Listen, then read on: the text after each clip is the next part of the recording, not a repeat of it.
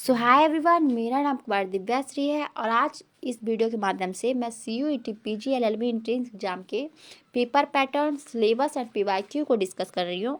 PYQ आप लोग को कहाँ से मिलेंगे और आप लोग PYQ को कहाँ से डाउनलोड कर सकते हैं, तो इस वीडियो के माध्यम से इन सारी बातों पे मैं डिस्कशन करने जा रही हूँ।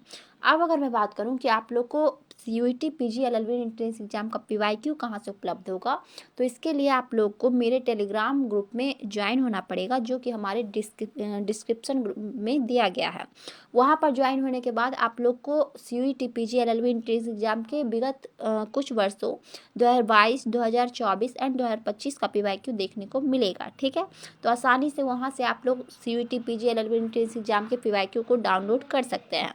अब अगर मैं बात करूँ CUET PG LLB entrance exam की, तो जैसा कि आप लोगों को भी पता होगा कि इसका जो फॉर्म फिलअप डेट है वो दिसंबर में आता है और इसका जो एग्ज़ाम है वो मार्च में कंडक्ट करवाया जाता है।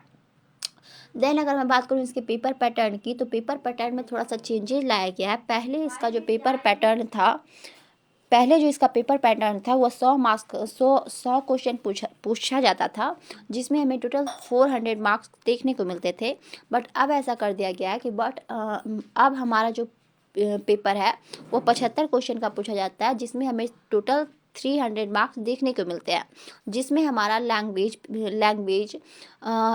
पेपर होता है, GS, reasoning, computer and quants का पेपर देखने को मिलता है। अगर मैं बात करूँ सारे सब्जेक्ट की वेटेज की कि कौन किस सब्जेक्ट से कितने क्वेश्चन पूछे जाते हैं, तो इसमें हमारा GS और रीजनिंग का वेटेज सबसे ज़्यादा होता है, जिसमें कि हमें 20-20 क्वेश्चन देखने को मिलते हैं।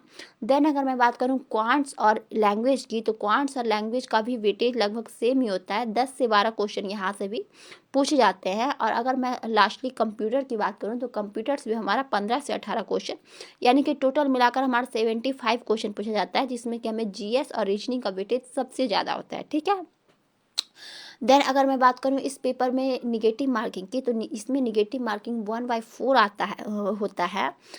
1/4 का अर्थ यह हुआ है कि अगर एक क्वेश्चन हमारा 4 नंबर का है, अर्थात 75 क्वेश्चन है, तो टोटल हमारा 300 मार्क्स का हुआ। तो अगर एक क्वेश्चन हम लोग गलत करते हैं तो उस पर हमारा 5 नंबर कटेगा। वो ऐसे होगा क्योंकि एक क्वेश्चन पे आपका 4 नंबर तो ऐसे ही जाएगा और निगेटिव मार्किंग का 1 नंबर एक्स्ट्रा जाएगा, तो टोटल 5 नंबर हमारा एक क्वेश्चन गलत करने पे कटेगा।